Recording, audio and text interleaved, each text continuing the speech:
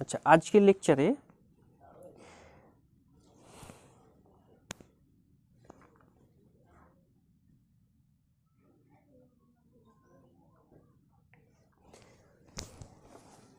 এবার আমরা যেটা পড়ব সেটা হচ্ছে কার্নোচক্র। ঠিক আছে, কার্নোচক্রটা কি, বা এটা হচ্ছে, বা কার্নো ইঞ্জিনটা কি? কার্নো ইঞ্জিন হচ্ছে, কার্নো ইঞ্জিন হলো, কার্নো ইঞ্জিন হলো কার্নো ইঞ্জিন হলো একটি ঘর্ষণবিহীন,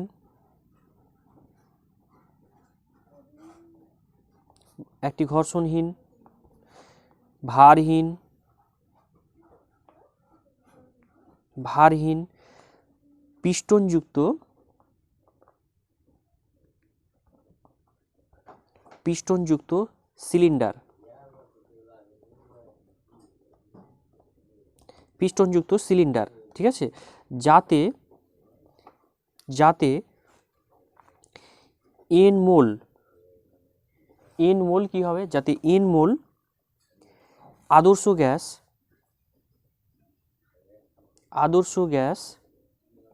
যাতে এন মোল আদর্শ গ্যাস আবদ্ধ আছে। ঠিক আছে, যাতে এন মোল আদর্শ গ্যাস আবদ্ধ আছে, অর্থাৎ এরকম হতে পারে, চিত্রটা আমরা এরকম করে অঙ্কন করতে পারি একটা, যে ধরো এটা একটা পিস্টন, সিলিন্ডার আকৃতির একটা পিস্টন, মানে রয়েছে, সিলিন্ডার রয়েছে, এখানে একটা পিস্টন রয়েছে, আর এখানে ভিতরে আদর্শ গ্যাস রয়েছে। ঠিক আছে, আর এটা হচ্ছে পিস্টন, যেটাকে আমরা কি উপরে ওঠা নামা করতে পারি। আর এই পিস্টনটা কীরকম, না ভারহীন, এর কোনো ভর নেই, এটা কাল্পনিকভাবে ধরে নাও, ভর নেই, এর সঙ্গে কোনো মানে ওপরে নিচে নামলে কোনো ঘর্ষণ হবে না, এরকম ধরনের পিস্টন আর কি।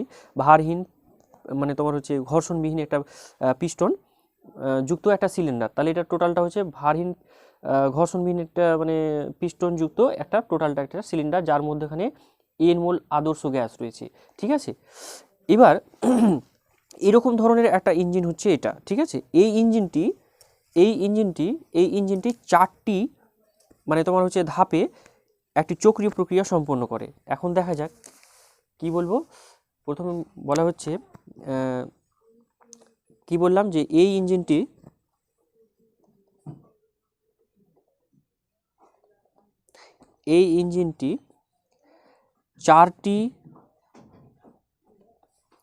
চারটি বিভিন্ন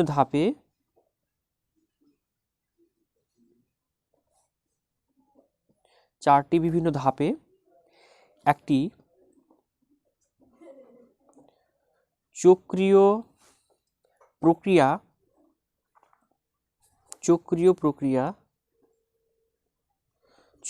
প্রক্রিয়া সম্পন্ন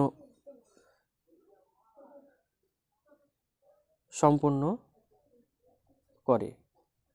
ঠিক আছে, একটা চক্রীয় প্রক্রিয়া সম্পন্ন করছে। তো কি হচ্ছে এই ধাপগুলো বা কি, এগুলো আমরা একটু দেখার চেষ্টা করি। তো দেখো, আমি প্রথমত মানে সিলিন্ডারটা কিভাবে মানে তোমার হচ্ছে সম্প্রসারণ, মানে কিভাবে সংকোচন প্রসারণ হচ্ছে, কখন সংকোচন হচ্ছে, কখন প্রসারণ হচ্ছে, কখন রুদ্ধতাপীয় হচ্ছে, কখনো তোমার হচ্ছে সমষ্ণ প্রক্রিয়ায় হবে, এই প্রসেসগুলো কিন্তু এখানে আমরা লক্ষ্য করব। তো ধরে নিচ্ছি যে এখান থেকে মানে এই পয়েন্ট থেকে এটাকে এ পয়েন্ট দিলাম, এটাকে আমরা বি পয়েন্ট দিচ্ছি, এই পয়েন্টটাকে বি পয়েন্ট দিলাম, এই পয়েন্টটাকে সি পয়েন্ট দিলাম। ঠিক আছে, আর এই পয়েন্টটাকে দিলাম আমরা ডি পয়েন্ট। বোঝা গেল, ডি অবস্থা। এগুলো এক একটা পয়েন্ট মানে এক একটা অবস্থাকে বোঝায়। এখন ধরে নিচ্ছি যে এ পয়েন্টে ওই গ্যাসের মানে ওই যে সিলিন্ডারে যে গ্যাসটা রয়েছে, আগে একটু দেখালাম যে পরিমাণ গ্যাস রয়েছে সিলিন্ডারে, এই যে সিলিন্ডারে গ্যাসটা দেখাচ্ছিলাম। তো এই ধরে নিচ্ছি যে এখানে প্রেসারটা ছিল P1 আর ভলিউম মানে আয়তনটা ছিল V1। ঠিক আছে, এখন যখন মেশিন সম্প্রসারণ হবে, তখন কিছু পরিমাণে যদি তাপ পায়, যখন একটা সম্প্রসারণ হবে তখন তার মানে একটা শক্তি দরকার, সেই শক্তিটা কি হচ্ছে, মানে তাপ যদি গৃহীত হয় মানে যন্ত্রতে অর্থাৎ মেশিনে, তাহলে কিন্তু ওটা সমষ্ণ সম্প্রসারণ হবে। সমষ্ণ মানে কি, উষ্ণতাটা ফিক্সড আছে, আর ওপরে উষ্ণতা মানে হায়ার টেম্পারেচার রিজার্ভার থেকে কিন্তু যন্ত্রটা কি করবে, মানে তাপটাকে সংগ্রহ করবে। তাই মানে ধরে নিচ্ছি যে হায়ার টেম্পারেচার রিজার্ভারের টেম্পারেচারটা হচ্ছে, আমরা ধরে নিচ্ছি যে TH এইচ ফর মানে হাই, আর T for temperature, high temperature reservoir, মানে যে রিজার্ভারের টেম্পারেচারটা বেশি থাকবে তাকে টিএইচ বলছি আমরা। তাহলে টিএইচ মানে তোমার এইখান থেকে কি হবে, শক্তি গৃহীত হবে, ঠিক আছে, মানে শক্তি বলতে তাপ গৃহীত হবে। টিএইচ মানে এটা হচ্ছে temperature reservoir, high temperature reservoir থেকে তাপটা সংগ্রহ করবে কিছুটা যন্ত্রটা, এই যে এটার কথা বলছি, এই পিস্টনটা কি করবে, হাই টেম্পারেচার রিজার্ভার থেকে কিছু পরিমাণে শক্তি সে সংগ্রহ করবে, মানে তাপ সংগ্রহ করবে।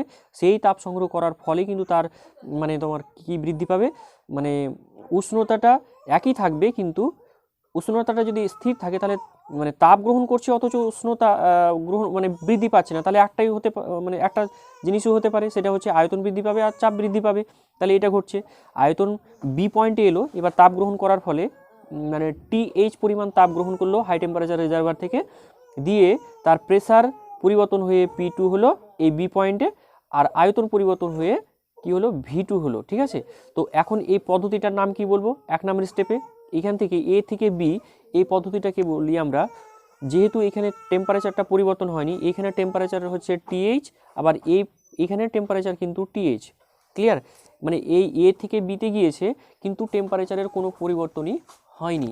তাহলে আবার দেখো মানে আয়তনটা কিন্তু প্রসারণ হয়েছে, কিভাবে বুঝলাম আয়তন প্রসারণ হয়েছে, এই স্টেটে তোমার হচ্ছে আয়তন হচ্ছে এটা, আবার এই পয়েন্ট থেকে যখন এই পয়েন্টে গেল তাহলে আয়তন হচ্ছে এটা, তাহলে এদিকে গেলে তো তোমার হচ্ছে আয়তনটা বৃদ্ধি পাবে, ঠিক আছে, তার মানে বুঝতে পারলাম যে সম্প্রসারণ হয়েছে।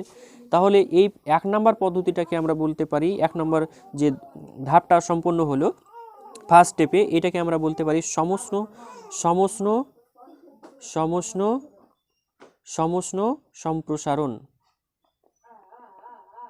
এটাকে বলবো আমরা সমষ্ণ সম্প্রসারণ, ঠিক আছে। মানে এবার দেখো প্রথম পর্যায়টা যদি আমরা একটু ঠিকঠাক করে লক্ষ্য করি, তাহলে এটাও দেখতে পাবো যে এখানে সমষ্ণ সম্প্রসারণ হয়েছে এবং রিভার্সিবল প্রসেসে কিন্তু সম্পন্ন হয়েছে, মানে পরাবর্ত প্রক্রিয়ায় এটা হচ্ছে পরাবর্ত সমষ্ণ সম্প্রসারণ, এই পথটা মানে প্রথম যে স্টেপ সেটাকে আমরা বলবো সমষ্ণ মানে পরাবর্ত সমষ্ণ সম্প্রসারণ। তাহলে এক নম্বর পথের নাম বলছি আমরা সমষ্ণ পরাবর্ত সম্প্রসারণ, পরাবর্ত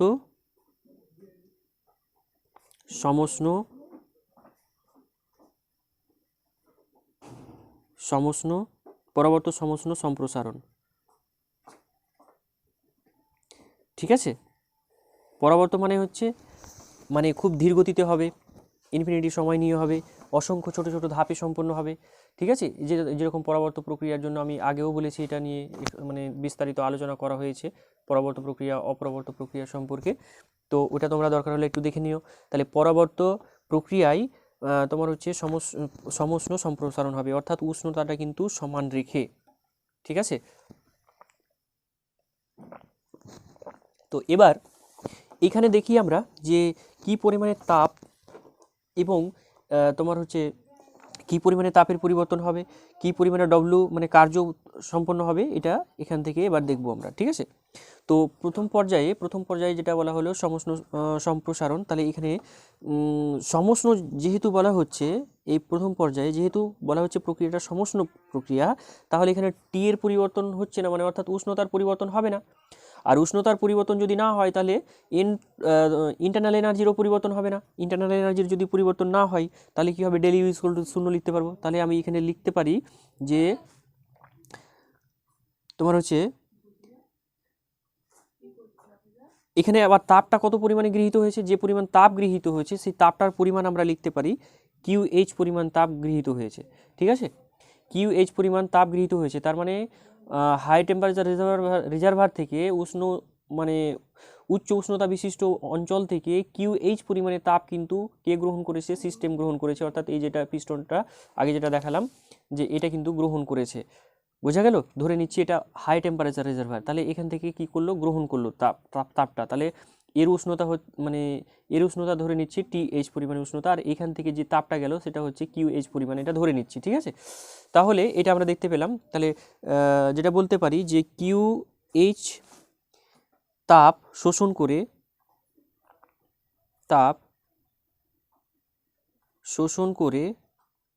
QH তাপ শোষণ করে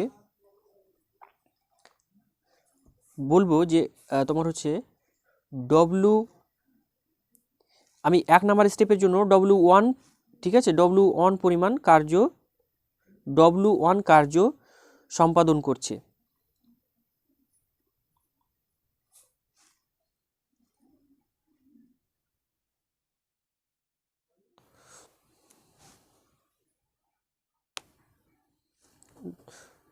ঠিক আছে, W1 পরিমাণ কার্য সম্পাদন করে, ঠিক আছে। এটা তার মানে এই সিস্টেম যেটা করলো, এই সিস্টেম যেটা করলো হাই টেম্পারেচার রিজার্ভার থেকে QH পরিমাণ তাপ গ্রহণ করে ও নিজে যেটা কাজটা করলো সেটা হচ্ছে W1 পরিমাণ কাজ করেছে। যেহেতু স্টেপ 1-এ এই কাজটা হয়েছে তাই আমি এটাকে W1 পরিমাণ কার্য কথা বলছি, ঠিক আছে। তাহলে আবার যেহেতু তোমার হচ্ছে যেহেতু সমষ্ণ প্রক্রিয়া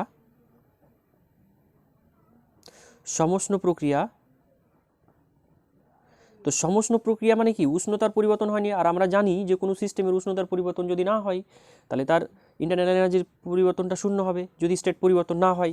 তাহলে সেই ক্ষেত্রে দেখো, যেহেতু স্টেটের পরিবর্তনের কোনো গল্প নেই আর যেহেতু টেম্পারেচার পরিবর্তন হচ্ছে না সমষ্ণ প্রক্রিয়া, তার জন্য আমরা del U is equal to 0 লিখতে পারবো, ঠিক আছে। অর্থাৎ আন্তঃশক্তির পরিবর্তনটা কিন্তু এখানে হচ্ছে না, আন্তঃশক্তির বা ইন্টারনাল এনার্জির পরিবর্তনটা কিন্তু 0, এটা লিখতে পারি আমরা, ঠিক আছে। আবার আমরা থার্মোডাইনামিক্সের প্রথম সূত্র থেকে কি জানি del U is equal to তোমার হচ্ছে ডি বার কিউ। এখন কিউ পরিমাণ মানে যে তাপের পরিবর্তন হচ্ছে, তাহলে রিভার্সিবল প্রসেসে যে তাপটা গৃহীত হয়েছে এটাকে আমরা ডেল এইচ পরিমাণ জানি। কিউ এইচ পরিমাণ তাপ গ্রহণ করেছিল সিস্টেম, ওই যে এখানে দেখালাম আমরা যে কিউ এইচ পরিমাণ তাপ সে গ্রহণ করেছে কোথা থেকে, না হাই টেম্পারেচার রিজার্ভার থেকে, যার টেম্পারেচার হচ্ছে টিএইচ। হাই টেম্পারেচার রিজার্ভার থেকে তোমার কি করলো না কিউএইচ পরিমাণ তাপ গ্রহণ করলো। তাহলে গৃহীত তাপের পরিমাণটা হচ্ছে কিউএইচ এবং যে পরিমাণ কার্য সম্পাদন হয়েছে সেই পরিমাণ কার্যের পরিমাণটা হচ্ছে W1, ঠিক আছে। তাহলে এটা আমরা মানে তাপগতিবিদ্যার প্রথম সূত্রটাকে অ্যাপ্লাই করে পাচ্ছি। তো এটা ইজুয়াল টু কত লিখবো, এটা ইজুয়াল টু লেখা যাবে, যেহেতু ডি ইজুয়াল টু 0 তাহলে এটা টোটালটা ইজুয়াল টু 0 লেখা যাবে, বোঝা গেল। তাহলে এখান থেকে যেটা পাওয়া গেল যে QH ইজুয়াল টু -W1, এটা আমরা পেলাম। ক্লিয়ার হয়েছে? তাহলে এটাকে যদি মড ভ্যালু দিই তাহলে এখান থেকেও আমার জিনিসটা বেরোবে, ঠিক আছে। আবার এই প্রসেসে যেটা হয়েছে, অ্যাকচুয়ালি যেটা ঘটেছে সেটা হচ্ছে প্রথমে প্রেসার কত ছিল, P1 ছিল, আয়তন ছিল V1 আর উষ্ণতাটা ছিল TH, বোঝা গেল, উষ্ণতাটা ছিল TH। এই অবস্থায় ছিল সিস্টেম। এইখান থেকে যেটা হলো, আমি স্টেপটাকে আরেকবার করে লিখছি। স্টেপটা হচ্ছে সমষ্ণ পরাবর্ত প্রক্রিয়া সম্প্রসারণ হয়েছে, সমষ্ণ পরাবর্ত সম্প্রসারণ বা পরাবর্ত সমষ্ণ সম্প্রসারণ, ঠিক আছে। যেটা ইচ্ছে লিখি, সমষ্ণ পরবর্ত সম্প্রসারণ, সমষ্ণ পরবর্ত সম্প্রসারণ ঘটেছে। তাহলে সমষ্ণ পরবর্ত সম্প্রসারণ যদি ঘটে কি হয়েছে, P2 প্রেসার হয়েছে, V2 হয়েছে আয়তন এবং তার T কিন্তু অপরিবর্তিত আছে, অর্থাৎ TH রয়েছে, ঠিক আছে। এই স্টেটে কিন্তু চলে এসেছে সিস্টেম। এখন এর জন্য যে পরিমাণে কৃত কার্য হবে অর্থাৎ W রিভার্সিবল। কেন রিভার্সিবল বললাম, কারণ হচ্ছে এই প্রক্রিয়াটা তো তোমার হচ্ছে রিভার্সিবল প্রসেসে কমপ্লিট হচ্ছে, মানে তোমার হচ্ছে এটা পরবর্তীভাবে প্রক্রিয়াটা সম্পাদন হচ্ছে। আর যেহেতু এনমোল পরিমাণে গ্যাস আছে তাহলে মোট সিস্টেম দ্বারা কৃতকার্যের পরিমাণটা কত, মাইনাস, আমরা জানি -NRT, আগে পড়িয়েছি যে রিভার্সিবল প্রসেসে যে পরিমাণ কার্য হয় সেটা হচ্ছে -NRT ln V2/V1। কেন V2/V1 হলো, কারণ হচ্ছে ফাইনাল ভলিউম যেটা সেটা হচ্ছে V2 আর ইনিশিয়াল ভলিউম যেটা ছিল সেটা হচ্ছে V1। তো এই ক্ষেত্রে আয়তনটার ওরকমই হবে, মানে ফাইনাল যতটা আয়তন হচ্ছে ডিভাইডেড বাই ইনিশিয়াল আয়তন, মানে তোমার হচ্ছে ভলিউম, ঠিক আছে। মানে সর্বশেষ যে ভলিউমটা হচ্ছে তাকে আমরা মানে প্রথমে যে ভলিউমটা ছিল সেটা দিয়ে আমরা কি করব, ভাগ করব, এলএন এভাবে আমরা লিখতে পারি। তাহলে এটা হয়ে গেল। তাহলে আমরা কিউ এর পরিমাণটা কত লিখতে পারবো বলো, কিউ ইজ ইকুয়াল টু আমরা QH ইজ ইকুয়াল টু কত লিখতে পারবো, QH ইজ ইকুয়াল টু আমরা দেখেছি -W। তাহলে এটা যদি আমরা -W এটা লিখি তাহলে এই মাইনাসটা যদি এখানে নিয়ে আসি তাহলে minus W is equal to দেখতে পাচ্ছি NRT LN V two by V one, তাহলে Q H is equal to আমরা লিখতে পারবো NRT LN V two by V one, এটা লেখা যাবে। ঠিক আছে, আচ্ছা এবার আমরা সেকেন্ড স্টেপটা লক্ষ্য করব। সেকেন্ড স্টেপে কি হচ্ছে না, সেকেন্ড স্টেপে এই বি থেকে সিতে আসবে, সেকেন্ড স্টেপে বি থেকে সিতে আসবে। তো যদি বি থেকে সিতে আসে তাহলে সেই ক্ষেত্রে তোমার হচ্ছে দেখো এখানে কিন্তু আয়তনের পরিবর্তনটা তেমন হচ্ছে না, বি থেকে সিতে আসলে আয়তনের পরিবর্তন তেমন হচ্ছে না। আগের স্টেপে দেখেছিলাম আয়তনের হিউজ পরিবর্তন হয়েছিল, কারণ এদিকে গেলেই আয়তনের পরিবর্তনটা অনেকটা বেশি হয়। তো এখানে যেটা ঘটানো হয় মানে দ্বিতীয় স্টেপে, স্টেপ টুতে, এটা যদি স্টেপ টু এটাকে বলি স্টেপ টু, ঠিক আছে, স্টেপ টু যদি বলি, স্টেপ টুটা হচ্ছে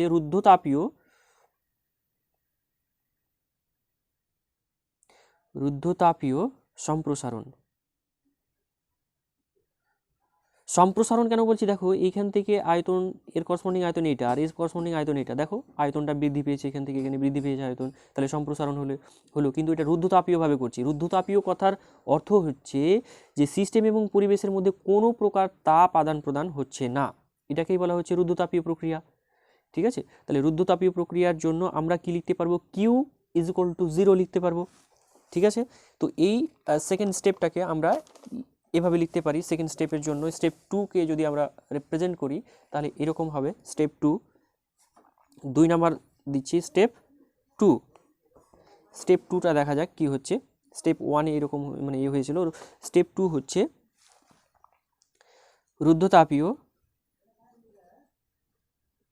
রুদ্ধতাপীয় সম্প্রসারণ। রুদ্ধতাপীয় সম্প্রসারণ, তো রুদ্ধতাপীয় সম্প্রসারণের জন্য আমরা জানি কিউ ইজ ইকুয়াল টু 0 হবে, এটা তো আমরা জানি, কারণ সিস্টেম এবং পরিবেশের মধ্যে কোনো রকমের তাপের আদান প্রদান হচ্ছে না। ঠিক আছে, তাহলে এটা যদি 0 হয় তাহলে ফার্স্ট ল থেকে আমরা কি বলতে পারবো, যে আমরা জানি del U is equal to Q plus W, এটা জানি। তাহলে এটা যদি 0 হয়ে যায় তাহলে অ্যাকচুয়ালি ডেল ইউ সমান সমান হচ্ছে ডব্লু। এর জন্য রুদ্ধতাপীয় প্রক্রিয়ার জন্য del U is equal to W, অর্থাৎ যে পরিমাণে কার্য করা হবে তার জন্য কি হবে, আন্তঃশক্তির পরিবর্তন হবে। যদি সিস্টেম ডব্লু পরিমাণ কার্য করে তাহলে আন্তঃশক্তির পরিমাণ কমবে, আর যদি সিস্টেমের উপরে ডব্লু পরিমাণে কার্য করা হয় তাহলে আন্তঃশক্তির পরিমাণও বাড়বে, ডেল ইউ পরিমাণে বাড়বে, এটা আমরা দেখেছিলাম। ঠিক আছে, তো এখন তাহলে যেহেতু দেখলাম কি W is equal to del U, তাহলে আমরা লিখতে পারবো কি যে ডব্লু, এখানে W2 লিখি কারণ হচ্ছে স্টেপ 2 এ এই কার্যটা ইনভলভ হচ্ছে। ঠিক আছে, এইটা সমান সমান হচ্ছে কত না DU, এটা আগে প্রমাণ করলাম আমরা যে আন্তঃশক্তির পরিবর্তনটাই হবে এখানে কৃতকার্যের সঙ্গে সমান। তাহলে এটা ইজ ইকুয়াল টু আবার আমরা জানি del U is equal to, আবার আমরা জানি আন্তঃশক্তির পরিবর্তনটা কীভাবে লেখা যায়, T1 টেম্পারেচার থেকে যদি T2 টেম্পারেচারে পরিবর্তন হয়, এই ক্ষেত্রে কিন্তু এই যে প্রসেসটা আমরা বললাম, এই ক্ষেত্রে টেম্পারেচার কিন্তু পরিবর্তন হবে। রুদ্ধতাপীয় সম্প্রসারণ হচ্ছে তাপ আদান প্রদান হচ্ছে না, অথচ এখানে আয়তনের পরিবর্তন হবে, প্রেসারের পরিবর্তন হবে, তবে একটাই সম্ভাবনা রয়েছে, যদি তার তাপমাত্রার পরিবর্তন হয়। তো তাপমাত্রার পরিবর্তন হয়ে এই তোমার হচ্ছে এখানে ছিল টেম্পারেচারটা কত TH পরিমাণ তাপমাত্রা ছিল, কিন্তু এখানে আয়তনও পরিবর্তন হবে, চাপও পরিবর্তন হবে এবং টেম্পারেচারও পরিবর্তন হয়ে যাবে। তো চাপটা কত হচ্ছে, সি পয়েন্টের চাপটা হচ্ছে P3, আয়তনটা হচ্ছে V3 এবং উষ্ণতাটা হবে TL, মানে লো টেম্পারেচার রিজার্ভারের সঙ্গে সমান হবে এখান থেকে। ঠিক আছে, তাই জন্য এটাকে TL ধরে নিলাম আমরা। বোঝা গেল? আশা করি এখানে বোঝা গেছে যে TL কেন লিখলাম, কারণ হচ্ছে যে কিছু পরিমাণ এই আগে যেটা দেখালাম যে QH পরিমাণ তাপ হাই টেম্পারেচার রিজার্ভার থেকে গ্রহণ করবে সিস্টেম, এবং তার কিছু অংশ লো টেম্পারেচার রিজার্ভারে সে বর্জন করবে। কি পরিমাণ তাপ রিজার্ভারে বর্জন করবে, QL পরিমাণ তাপ রিজার্ভারে বর্জন করবে। ঠিক আছে, মানে লো টেম্পারেচার রিজার্ভারে, অর্থাৎ যেটাকে সিঙ্ক বলে থাকি আমরা, একটু আগে যেটা আগের লেকচারে যেটা দেখলাম, সিঙ্কে কিন্তু বর্জন করবে এটা। আশা করি ক্লিয়ার হয়েছে। তো এখানে টেম্পারেচারটা কি, সি বিন্দুতে বা সি স্টেটে কি কি মানে প্রেসারটা P3, ভলিউম হচ্ছে V3 এবং তার যে উষ্ণতা সেটা হচ্ছে TL, এটা হলো। ঠিক আছে, তাহলে পরিবর্তনটা কি থেকে V2 TH থেকে পরিবর্তন হচ্ছে P3 V3 TL, এই টেম্পারেচারে আসছে। টেম্পারেচার পরিবর্তন হয়েছে, আয়তন চাপ সবই পরিবর্তন হয়েছে এই ক্ষেত্রে। ঠিক আছে, তো এটা ছিল রুদ্ধতাপীয় সম্প্রসারণ। তো রুদ্ধতাপীয় সম্প্রসারণে দেখো যে উষ্ণতা অ্যাকচুয়ালি TH থেকে হয়েছে টিএল পরিমাণ, টিএল, টিএইচ থেকে তাপমাত্রাটা হয়েছে কত না টিএলে হয়েছে। তাহলে ইউ ইজ ইকুয়াল টু আমরা জানি আন্তঃশক্তির পরিবর্তনটা আমরা কিভাবে লিখব, সিভি ইন্টু সিভি মানে স্থির আয়তনে তোমার হচ্ছে এটাকে বলা হয় স্থির আয়তনে হিট ক্যাপাসিটি বা তাপগ্রাহিতা বলা হয়, ঠিক আছে। তো স্থির আয়তনে তাপগ্রাহিতা সিভি ইন্টু ডিটি, এভাবে আমরা ক্যালকুলেশন করতে পারি। তো এটা যদি ক্যালকুলেশন করা যায় তাহলে কী বেরোবে, যেহেতু সিভি একটা কনস্ট্যান্ট, ধরে নিচ্ছি যে টিএইচ থেকে টিএল পর্যন্ত যে উষ্ণতার মানে তোমার হচ্ছে পরিবর্তনটা হবে, সেই ক্ষেত্রে কিন্তু উষ্ণতার পরিবর্তন হলেও কিন্তু সিভির মান পরিবর্তন হয় না, ঠিক আছে। এটা কথার অর্থ হচ্ছে যদি আমি 0 ডিগ্রি সেন্টিগ্রেড থেকে উষ্ণতা থেকে 1 ডিগ্রি সেন্টিগ্রেড উষ্ণতা বৃদ্ধি করি, তাহলে প্রথমে ছিল 0 ডিগ্রি সেন্টিগ্রেড, হয়ে গেল পরে 1 ডিগ্রি সেন্টিগ্রেড, বৃদ্ধি কত হলো 1 ডিগ্রি সেন্টিগ্রেড বৃদ্ধি পেল, ঠিক আছে। তাহলে এর বৃদ্ধির জন্য যে পরিমাণ তাপ প্রয়োজন, একই রকমভাবে যদি আমি 100 ডিগ্রি থেকে বা তোমার হচ্ছে 90 ডিগ্রি থেকে 90 ডিগ্রি সেন্টিগ্রেড থেকে যদি আমি 91 ডিগ্রি সেন্টিগ্রেড করি, তাহলে 1 ডিগ্রি সেন্টিগ্রেড উষ্ণতা বৃদ্ধি পেল। তো হাই টেম্পারেচার অবস্থায় যদি আমরা 1 ডিগ্রি সেন্টিগ্রেড বৃদ্ধি করি, তো যে পরিমাণে তাপ তোমার দরকার আছে কোনো একটা বস্তুর উষ্ণতা বৃদ্ধি করতে, মানে স্থির আয়তনে বলা হয়েছে যদিও, তো স্থির আয়তনে রেখে যদি আমরা 90 থেকে 91 ডিগ্রি সেন্টিগ্রেড উষ্ণতা করি, তাহলে যে পরিমাণ তাপ লাগবে স্থির আয়তনে 0 ডিগ্রি সেন্টিগ্রেড থেকে 1 ডিগ্রি সেন্টিগ্রেড উষ্ণতা বৃদ্ধি করতে, অর্থাৎ 1 ডিগ্রি সেন্টিগ্রেড উষ্ণতা বৃদ্ধি করতে তোমার হচ্ছে প্রয়োজনীয় তাপের পরিমাণটা কিন্তু সমান সমান। আমি ধরে নিচ্ছি টিএইচ থেকে টিএল পরিমাণ মানে টেম্পারেচার পরিবর্তন হলেও সিভির মান পরিবর্তন হচ্ছে না, তাহলে সিভি কনস্ট্যান্ট, তাহলে এটাকে বাইরে নিয়ে চলে আসবো। আর তাহলে পড়ে থাকলো কি integration TH two TL into DT. আর এটাকে যদি আমরা ক্যালকুলেশন করি, এটাকে ক্যালকুলেশন করলে যেটা পাবো সেটা হচ্ছে CV into T2 minus T1, এটা পাচ্ছি, ঠিক আছে। তাহলে আবার আমরা লিখে ফেলি ওটাকে, তাহলে ডব্লু সমান সমান এখানে পেলাম যেটা আমরা যে সিভি, আচ্ছা টি এখানে পাবো টিএল, সরি এখানে পাবো টিএল মাইনাস টিএইচ, মানে হাই টেম্পারেচার যেটা ওর ওপরে যেটা মানে ফাইনাল যেটা টেম্পারেচার হচ্ছে সেটা মানে টিএল, আর প্রথমে যে টেম্পারেচার ছিল টিএইচ, তাহলে টিএল মাইনাস টিএইচ। তো এখন এটাকে আমরা কি করতে পারি, মানে মাইনাস আগার দিকে যদি নিয়ে আসি, তাহলে CV into TH minus TL, মানে এটাকে আগে পরে যদি করে নিই তাহলে টিএইচ মাইনাস টিএল এভাবে করা যায়, ঠিক আছে। যদি কমন মানে মাইনাস কমন নিই তাহলে আমরা এটা করতে পারবো। তাহলে যেটা দাঁড়ালো যে W is equal to CV into মানে মাইনাস সিভি, এখান থেকে যেটা পেলাম W is equal to minus CV into TH minus TL, এইটা পেলাম আমরা, ঠিক আছে। তাহলে মানে সেকেন্ড স্টেপে অর্থাৎ রুদ্ধতাপীয় সম্প্রসারণে যেটা মানে যে পরিমাণ কার্য পাওয়া গেল সেটা হচ্ছে এই পরিমাণটা, এবং কিউ এর পরিমাণটা কত তোমরা নিজেই বুঝতে পারছো যে কিউ এর পরিমাণটা 0 হবে এই ক্ষেত্রে। তার কারণ কি, সরি এটা তো আগেই বলেছি, ঠিক আছে। তাহলে এই স্টেপটা কমপ্লিট হয়ে গেল। আচ্ছা, এবার আমরা স্টেপ 3 নিয়ে আলোচনা করব। স্টেপ 3টা কি দেখো, আগের মতো করেই তোমার হচ্ছে প্রথমে যেমন এ থেকে বিতে গিয়েছিল, ঠিক আছে, এ থেকে বি, তারপরে বি থেকে সি এলো, এবার সি থেকে ডি হবে। আগে দুটো স্টেপ আলোচনা করেছি আমরা। তো এবার যেটা করব সেটা হচ্ছে স্টেপ 3 মানে সি টু ডি, এখান থেকে আমরা স্টেপ 2 লিখছি সি টু ডি। এই স্টেপটা কীরকম স্টেপ, আগের মতো করে এ থেকে বি যেভাবে গিয়েছে সেই মতো করেই ফিরে আসছে, কিন্তু এটা লো টেম্পারেচারে আছে, ঠিক আছে। আয়তনটা ভি3, প্রেসার P3 এখান থেকে আসছে, যেটা তোমার হচ্ছে উষ্ণতা এখানে একই থাকছে, কিন্তু প্রেসার ভলিউম এগুলো কিন্তু পরিবর্তন হচ্ছে। এখানে এই মানে স্টেপটাকে আমরা বলবো, এই স্টেপটাকে বলা হচ্ছে আইসোথার্মাল রিভার্সিবল কম্প্রেশন, অর্থাৎ এটা হচ্ছে সমষ্ণ পরাবর্ত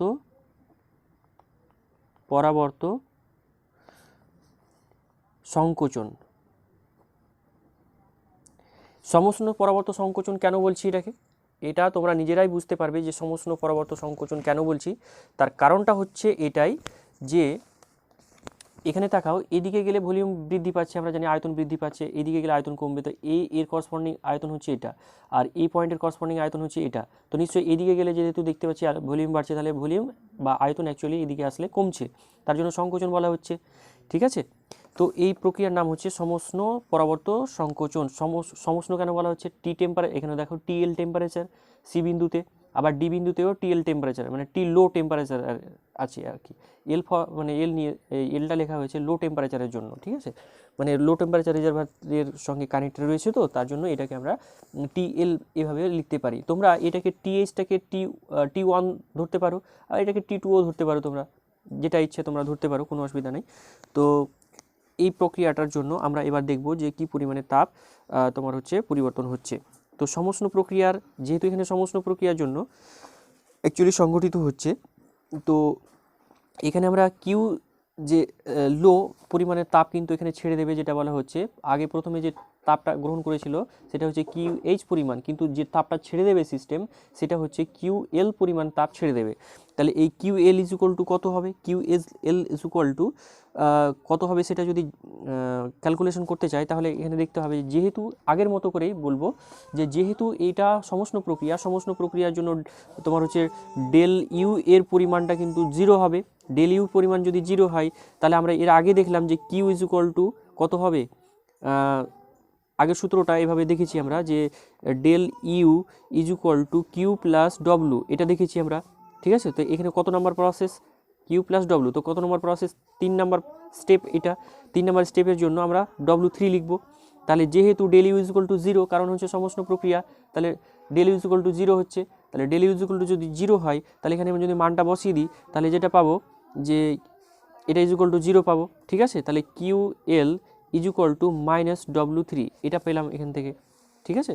তো এখন -W3 পাওয়া গেল। এই W3 ইজ ইকুয়াল টু কত? এখানে যেহেতু সমষ্ণ প্রক্রিয়ায় মানে তোমার হচ্ছে কার্যটা সম্পন্ন হচ্ছে, তাহলে দেখা যাক এটাকে কিভাবে লিখতে পারি আমরা যে এখানে এন মোল আদর্শ গ্যাস উপস্থিত রয়েছে, তার জন্য আমরা লিখতে পারি কি -NRT, টি কোন টি আছে এখানে টি যেটা আছে TL, আগে কোনটা ছিল TH, সরি আগে যেটা আমরা দেখেছিলাম সেটা একটু দেখে নিই, যে সমষ্ণ পরবর্তী প্রক্রিয়াতে যেটা কার্য করা হয়েছিল সেখানে দেখে নিচ্ছি আমরা। এখানে টিটা একটু মানে তোমরা কারেকশন করে নাও, টি কোন টেম্পারেচারে কার্যটা হয়েছিল সেটা হচ্ছে TH টেম্পারেচার, তাহলে আমরা এখানে লিখব -NRTH ln V2/V1, এটা লিখব, ঠিক আছে।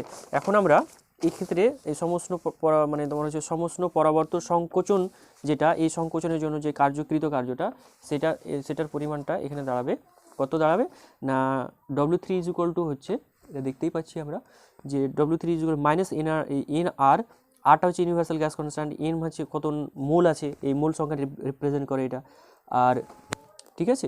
তাহলে এটা যদি দেখতে পাচ্ছি ইন্টু ln ফাইনাল ভলিউম কত, এখানে ফাইনাল ভলিউম হচ্ছে V4, আর ইনিশিয়াল এখানে ভলিউমটা ছিল V3, তাহলে V4/V3 এটা লিখতে পারবো আমরা, ঠিক আছে, এটা লেখা যাবে। তাহলে W ইজ ইকুয়াল টু কত পেলাম? W3 is equal two -NR ln TL NRTL ln V4/V3, এটা পাওয়া গেল, ঠিক আছে। তো এখান থেকে কিউ এর পরিমাণ তাহলে আমরা নির্ণয় করতে পারি, তাহলে Q L is equal to কত হবে? Q L is equal to তাহলে ওইটা হবে NRTL ln V4/V3, ঠিক আছে, এটা পাওয়া গেল। তাহলে 3 নম্বর স্টেপ হয়ে গেল। এবার 4 নম্বর স্টেপ 4। স্টেপ 4টা কি হচ্ছে? স্টেপ 4-এ যেটা হচ্ছে, দেখো স্টেপ 4-এ যেটা হচ্ছে, দেখো অ্যাডায়াবেটিক প্রসেস যেটা আগে হয়েছিল B2C, এর উল্টো প্রসেসটা হচ্ছে, এখানে কিন্তু সংকোচন হবে, ডি থেকে যদি এতে যায় দেখো আরও আয়তনটা কমে যাচ্ছে, তাহলে এই প্রসেসটাকে বলা হচ্ছে অ্যাডায়াবেটিক কম্প্রেশন, ঠিক আছে। তার মানে রুদ্ধতাপীয়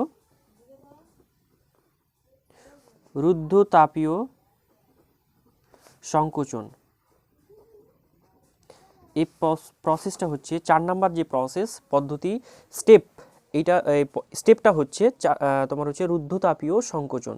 তো এই রুদ্ধতাপীয় সংকোচনের জন্য আগের মতোই করে লিখব কিউ ইজ ইকুয়াল টু 0, ঠিক আছে। যদি কিউ ইজ ইকুয়াল টু 0 হয় তাহলে ডব্লিউ ইজ তোমার হচ্ছে del U is equal to কত হবে? W4, এখানে যেহেতু 4 নাম্বার স্টেপে হচ্ছে, তাহলে W4 এর মানে এটা আমরা কাউন্ট করে নিই, W4 is equal to del U, আর del U is equal to কত আমরা দেখেছি যে ইন্টিগ্রেশন এখানে কোথা থেকে টেম্পারেচার কত থেকে যাচ্ছে, TL থেকে যাচ্ছে TH, তাহলে হাই টেম্পারেচারটাকে ওপরে লেখা হয়, মানে ফাইনাল টেম্পারেচার TH, আর কোথা থেকে যাচ্ছে না TL থেকে যাচ্ছে, তাহলে এই TL থেকে TH পরিমাণে উষ্ণতার পরিবর্তন হচ্ছে, তাহলে ইন্টু হচ্ছে সিভি ইন্টু কত হবে ডিটি। তাহলে এখান থেকে এই সিভিটাকে আগের মতো করে আমরা বাইরে নিয়ে আসবো, CV into TL to TH into DT. এখন এটা যদি আমরা মানে ইন্টিগ্রেশনটা কমপ্লিট করি তাহলে যেটা পাবো W4 ইজ ইকুয়াল টু দেখা গেল যে CV into T2 minus TH minus TL, ঠিক আছে, টিএইচ মাইনাস টিএল, এটা পাওয়া গেল, এটা ডব্লুর পরিমাণ পাওয়া গেল। আর ইউ এর পরিমাণ তো মানে কিউএল, এই যে কিউএল যে পরিমাণ অ্যাকচুয়ালি তাপের আদান প্রদান, এটা কিউএল বলা ভুল হবে, তাপের আদান প্রদান সিস্টেম এবং পরিবেশের মধ্যে তাপের আদান প্রদানটা এখানে কিন্তু শূন্য, ঠিক আছে। এখানে আমরা যেটা পেলাম সেটা হচ্ছে ডব্লুর মানটা পেলাম, কৃতকার্যের মানটা এখানে পেলাম। আশা করি ক্লিয়ার হয়েছে। এবার দেখো রুদ্ধতাপীয় প্রক্রিয়ার জন্য এখানে একটা রুদ্ধতাপীয় প্রক্রিয়া দু জায়গায় সম্পন্ন হয়েছে। তো রুদ্ধতাপীয় প্রক্রিয়ার জন্য যেটা আমরা দেখব এখানে একটু আলাদা করে, যে রুদ্ধতাপীয় প্রক্রিয়ার জন্য আমরা টেম্পারেচার ভলিউম রিলেশনটা আমরা জানি। রুদ্ধতাপীয় প্রক্রিয়ার জন্য কীরকম জানি, যে রুদ্ধতাপীয় যদি কোনো প্রক্রিয়া সম্পন্ন হয় তার সেই ক্ষেত্রে টেম্পারেচার মানে যেটা আমরা লিখতে পারবো যে টেম্পারেচার ইন্টু ভলিউম, মানে এখানে প্রথম স্টেপটা দেখো B2C-তে আমরা ওর জন্য লিখতে পারবো যে TH V2, এখানে TH টেম্পারেচারে আছে, V2 আয়তন আছে V2, ঠিক আছে। এইটা মানে temperature into volume to the power gamma minus 1। এখন গামা মানে কি, গামা মানে হচ্ছে সিপি বাই সিভি, এর রেশিওটাকে আমরা গামা বলি, ঠিক আছে। তো এই গামা মানে V to the power gamma minus 1, এটা সমান সমান হচ্ছে এখানকার টেম্পারেচার ভলিউমের ওই একই রকম মানে ভাবে বলতে পারবো আমরা যে এখানে টেম্পারেচার কত টিএল ইন্টু ভলিউম কত, এখানে ভলিউমটা হচ্ছে V3, তাহলে V3 to the power gamma minus 1 হবে। এই সমীকরণটা এই স্টেপের জন্য লিখতে পারবো আমরা, ঠিক আছে। B2C স্টেপের জন্য এই যে রুদ্ধতাপীয় প্রক্রিয়া, এটা তো রুদ্ধতাপীয় প্রক্রিয়া, আর রুদ্ধতাপীয় প্রক্রিয়ার জন্য আমরা এটা লিখতে পারি, ঠিক আছে। এটাকে যদি আর একটু বোঝার চেষ্টা করি তাহলে এরকম হতে পারে। সেটা ধরো একটা মানে তোমার হচ্ছে প্রসেস, এই 1 নাম্বার থেকে 2 নাম্বারে একটা প্রসেস কমপ্লিট হলো, 2 নাম্বারে গেল, ঠিক আছে। এখানে 2 নাম্বার স্টেটে গেল। এখানে যদি টেম্পারেচার T1 হয় আর আয়তনটা V1 হয়, আর এখানে টেম্পারেচার T2 আয়তনটা V2, তাহলে এটা যদি রুদ্ধতাপীয় প্রক্রিয়া হয়, রুদ্ধতাপীয় প্রক্রিয়া, ঠিক আছে। রুদ্ধতাপীয় প্রক্রিয়ার জন্য এটা লিখতে পারি আমরা T1 V1 to the power gamma minus 1 is equal to T2 V2 to the power gamma minus 1। তার মানে এটাকে আমরা এইভাবে রিপ্রেজেন্ট করতে পারি, মানে একদিকে হচ্ছে মানে টেম্পারেচার ভলিউম, আর ভলিউমের মানে পাওয়ারে থাকবে গামা মাইনাস 1, এটার গুণফল, অন্য জায়গায় যেটা মানে লাস্ট স্টেপে যেটা মানে ফাইনাল স্টেটে যেটা থাকবে তার টেম্পারেচার এবং ভলিউমের গামা মাইনাস মানে ভলিউমের পাওয়ার থাকবে গামা মাইনাস 1। এটা যদি করি, এটা আমরা রিলেশন আমরা রুদ্ধতাপীয় প্রক্রিয়ার জন্য জানি, সেটাকে এখানে অ্যাপ্লাই করছি, ঠিক আছে। এটা যেমন পাওয়া গেল, তেমন আবার যখন তোমার হচ্ছে লাস্ট স্টেপের কথা চিন্তা করো, যে এখানে ডি থেকে যখন এতে যাচ্ছে, তাহলে এখানে দেখো এখানে টেম্পারেচার কত টিএল, আয়তন কত V4, আর এখানে তোমার হচ্ছে যখন লাস্ট এখানে কত লাস্ট হচ্ছে এ, মানে এই স্টেটে আবার ফিরে যাচ্ছে, তখন টেম্পারেচার কত TH আর ভলিউম আছে V1। তাহলে এখান থেকে আমরা লিখতে পারি না যে লিখতেই পারি যে TH, আগে এই স্টেপই লিখছি কোনো অসুবিধা নেই, TH V1 to the power gamma minus 1 সমান সমান কত লিখতে পারবো, এখানে কত আছে ভলিউম টেম্পারেচার কত আছে TL, আর ভি কত আছে V4 গামা মাইনাস 1, এটা পেলাম। তাহলে এটা সমান সমান এটা পেলাম, ঠিক আছে। তাহলে আমরা যেটা করব আলটিমেটলি এই দুটো সমীকরণকে কাজে লাগাবো। এই 1 নম্বর সমীকরণ থেকে যেটা আমরা করব TH 1 নম্বর সমীকরণ, এই যে এটাকে আমরা 1 নম্বর সমীকরণ ধরে নিচ্ছি, এটা এই 1 নম্বর সমীকরণটা, এখান থেকে TH বাই TL যদি করি, TH বাই TL তো কত পাবো, TH বাই TL এই এলটাকে এদিকে নিয়ে আসি, তাহলে V3 বাই V2 পাবো, ঠিক আছে। আবার যদি এই সমীকরণ থেকে লিখি আমরা, তাহলে এই সমীকরণ থেকে কত পাবো TH, দেখো এই যে TH আর TLটাকে নিচে নিয়ে আসবো TL, এটা সমান সমান কত পাবো তাহলে, এখানে আছে সরি এখানে আগেটা হবে v3/v1 to the power gamma minus one, এখানে মানে ভি এর সব গামা মাইনাস ওয়ান করে পাওয়ারে আছে সবগুলো, তাহলে এরকম আমরা পাবো। আবার এখান থেকে th/tl যদি করি তাহলে আমরা যেটা পাবো v4/v1 to the power gamma minus one. ঠিক আছে, এটা পেলাম আমরা, আশা করি বুঝতে পেরেছো। তাহলে দুটো সমীকরণ থেকে th/tl এর সমীকরণ মানে এক্সপ্রেশন আমরা বের করলাম। তাহলে th/tl এখানেও আছে, th/tl এখানেও আছে, তাহলে এই দুটো যদি সমান হয় তাহলে এই পাঁচটাও সমান হবে। তাহলে সেই ক্ষেত্রে আমরা কি লিখতে পারবো যে v3/v2 ইজ ইকুয়াল টু লিখবো v4/v1। ক্লিয়ার হয়েছে আশা করি। এবার আমরা যেটা করব এখান থেকে যে তাহলে এই v2টাকে যদি এখানে নিয়ে আসি আর v4টাকে যদি নিচে নিয়ে আসে তাহলে কি হবে, v2/v1 অর্থাৎ v2টাকে আমি এই পাশে নিয়ে গেলাম আর v4টাকে নিচে নিয়ে আসলাম, মানে চেঞ্জ করলাম। তাহলে যেটা হচ্ছে v2/v1 এটা সমান সমান দেখাচ্ছে, তাহলে কত দেখাবে, এখানে যদি এটা নিয়ে আসি তাহলে এটা হচ্ছে v3/v4। ঠিক আছে, এটা পেলাম আমরা। তাহলে আগের যে সমীকরণ আমরা পেয়েছিলাম সেই সমীকরণটা আমরা আচ্ছা এই রিলেশনটা আমরা এখন এই পর্যন্ত করে রাখলাম। ঠিক আছে, তার আগে একটা কাজ করতে হবে যে পুরো যে ওয়ার্ক ডান হয়েছে অর্থাৎ টোটাল ওয়ার্ক মানে মোট কৃতকার্য, এটা গণনা করব, মোট কৃতকার্য এটা গণনা করব। তো মোট কৃতকার্য সমান সমান কত, ডব্লিউ নেট। ঠিক আছে, ডব্লিউ নেট এরকম লিখতে পারবো। তাহলে এটা সমান সমান কত, এটা সমান সমান মাইনাস w1 প্লাস w2, মানে w2 মানে w1 মানে কি এক নাম্বার স্টেপে যে কাজ হয়েছিল, w2 মানে হচ্ছে সেকেন্ড স্টেপে মানে b2c যেতে যে পরিমাণ কার্য হয়েছিল, প্লাস w3 প্লাস w4 মানে 4 নাম্বার স্টেপে, আর এটা 3 নাম্বার স্টেপে 3 নাম্বার স্টেপ 4 নাম্বার স্টেপে তোমার হচ্ছে কৃতকার্য। তাহলে এগুলোকে যদি আমরা মানগুলো লিখি, এক নাম্বার স্টেপে যেটা মানে তোমার হচ্ছে w1 সমান সমান পেয়েছিলাম আমরা মাইনাস nRTH ln v2/v1। ঠিক আছে, মাইনাস 2 নাম্বার স্টেপে যেটা পেয়েছিলাম সেটা হচ্ছে CV into TH minus TL। ঠিক আছে, এটা পেয়েছিলাম। 3 নাম্বার স্টেপে যেটা পেয়েছিলাম সেটা হচ্ছে মাইনাস nRTL। ঠিক আছে, ln v4/v3 এটা পেয়েছিলাম। আর 4 নাম্বার স্টেপে যেটা পেয়েছিলাম সেটা হচ্ছে প্লাস ছিল, একমাত্র plus CV into TH minus TL এটা পেয়েছিলাম। ঠিক আছে, তাহলে এই এখন plus CV TH minus TL আর এখানে আছে minus CV TH minus TL, এটা কেটে গেল। তাহলে পড়ে থাকলো কি, এখন মাইনাস nRLN এটা পড়ে থাকলো, আর এখানে মাইনাস একটাই আছে। তো মাইনাস আমি যদি কমন নিয়ে নিই তাহলে যেটা পড়ে থাকবে, মাইনাস কমন নিয়ে নিই, যদি কমন নিয়ে নিই তাহলে যেটা পড়ে থাকবে সেটা হচ্ছে nRTH ln v2/v1 plus nRTL ln v4/v3 এটা পড়ে থাকলো। ঠিক আছে, এখন w ইজ ইকুয়াল টু এটা পেয়ে গেলাম আমরা w নেট বা w মানে টোটাল কার্য যেটা পরিমাণটা।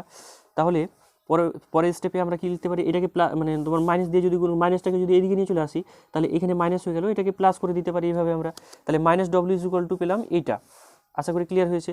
এখন এই সমীকরণটাতে দেখো আগে যেটা আমরা রিলেশনটা করেছি v2/v1 is equal two v3/v4 এটা পেয়েছি। ঠিক আছে, তো এখানে আমরা বা এটাও করতে পারি, মানে এটা করা যেতে পারে যে এখানে দেখাও যে v4 এখানে যে সমীকরণটা আমরা পেয়েছি v4/v3, তাহলে এটাকে রিপ্লেস করতে হবে আমাকে। তাহলে এখানে v4/v3 সমান সমান কত হবে, এটাকে তাহলে উল্টে দিতে হবে। তাহলে এই সমীকরণ থেকে যেটা পাবো আমরা যে v4/v3 এটা সমান সমান হচ্ছে v2/v1, একই জিনিস আর কি, এটাই আমি ঘুরিয়ে লিখলাম এখানে মানটা পুট করব বলে। তাহলে এখানে দেখো কি হচ্ছে, minus w is equal two যেটা পড়ে থাকছে nRTH ln v2/v1। ঠিক আছে, আর এখানে কি পড়ে থাকছে,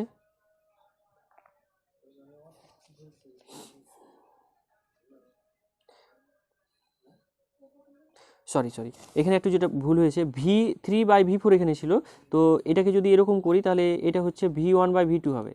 তাহলে V1/V2 এটা, ঠিক আছে। V4/V3 সমান সমান হচ্ছে V1/V2, তাহলে এটা লিখছি আমরা NR ln TL ln এই V4/V3 মানে কি, V4/V3 সমান V1/V2, তাহলে V1/V2 এই V2 এটা পাওয়া গেল, ঠিক আছে, V1/V2।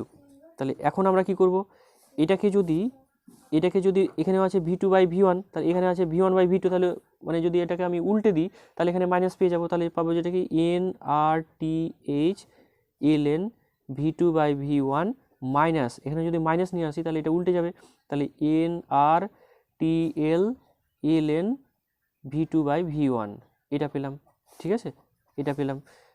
তাহলে এখন ln V2/V1 আর NR এটা যদি কমন নিয়ে নিই, ঠিক আছে, তাহলে কি হবে, তাহলে যেটা পাবো NR এটা কমন নিয়েছি TH মাইনাস TL, আর এটা তো কমন আছে ln V2/V1, তাহলে এইটা হচ্ছে টোটাল কার্যের তোমার হচ্ছে সমীকরণ।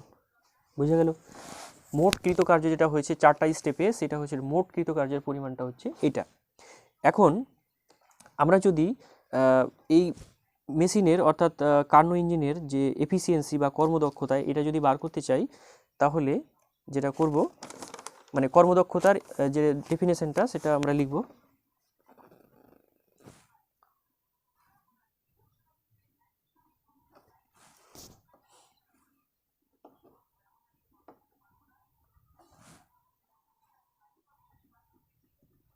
মানে ইঞ্জিনের কার্যক্ষমতা বা কর্মদক্ষতা যেটাকে বলা হয়, বা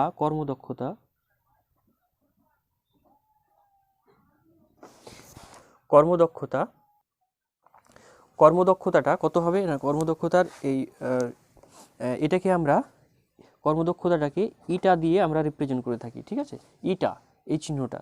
তাহলে ইটা ইজ ইকুয়াল টু যেটা লেখা যায় সেটা হচ্ছে মোট কৃতকার্য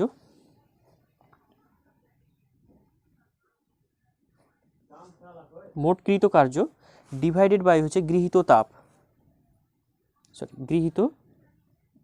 তাপ। মোট কৃতকার্য, এখন মোট কৃতকার্য কে করেছে, সিস্টেম করেছে, সিস্টেম যদি করে তাহলে -W হবে, আমরা জানি আগে থেকেই, তাহলে -W, আর গৃহীত তাপ কত QH পরিমাণ তাপ গৃহীত হয়েছিল এর আগে আমরা জানি, তাহলে -W এটা তো হচ্ছে -W, ঠিক আছে, বাই তাহলে QH এইটা।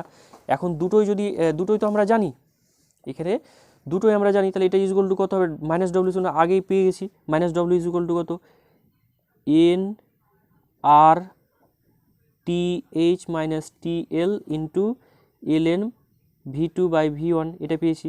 আর QH এর পরিমাণও কিন্তু আমরা ফার্স্ট স্টেপে পেয়েছিলাম, সেটা ছিল NRTH ln V2/V1, ঠিক আছে। তাহলে যেটা হলো, এটা যদি কাটাকুটি করি NR কেটে যাবে, ln V2/V1 কেটে যাবে, ln V2 উপরে আছে, V2/V1 নিচেও আছে ln V2/V1, তাহলে যেটা পড়ে থাকবে সেটা হচ্ছে যে ইটা ইজ ইকুয়াল টু পড়ে থাকছে TH minus TL by TH, ঠিক আছে। এটা সমান সমান আমরা লিখতে পারি 1 মাইনাস TL বাই TH, তাহলে ইটা ইজ ইকুয়াল টু এটা পেলাম। আমাদের এটাই প্রমাণ করতে দেয় পরীক্ষার সময়, ঠিক আছে, যে প্রমাণ করো eta is equal to TL by TH, ঠিক আছে। এখান থেকে আমরা দেখছি যে TL এর মান কম, TH এর মান বেশি, তাহলে এটা নিশ্চয়ই একের তুলনায় একটা কম হবে মানটা, TL বাই TH এর মানটা একের থেকে কম হবে। কিন্তু এটা যেহেতু TL মানে একটা টেম্পারেচার কখনো ঋণাত্মক হয় না, এই টেম্পারেচারও ঋণাত্মক নয়, তো একটা তো নির্দিষ্ট মান আছে, তাহলে ইটার মান দেখতে পাচ্ছি যে একের তুলনায় কিছু অংশ বাদ যাচ্ছে, তাহলে ইটা মানে কর্মদক্ষতা, ওই জন্য বলা হচ্ছে যে কর্মদক্ষতাটা কখনোই 1 হবে না, অর্থাৎ 100% হবে না, ঠিক আছে, এটাই প্রমাণ করতে দেয়। আজকে এই পর্যন্তই, পরের লেকচারে আমরা কার্নোর উপপাদ্যগুলো দেখব।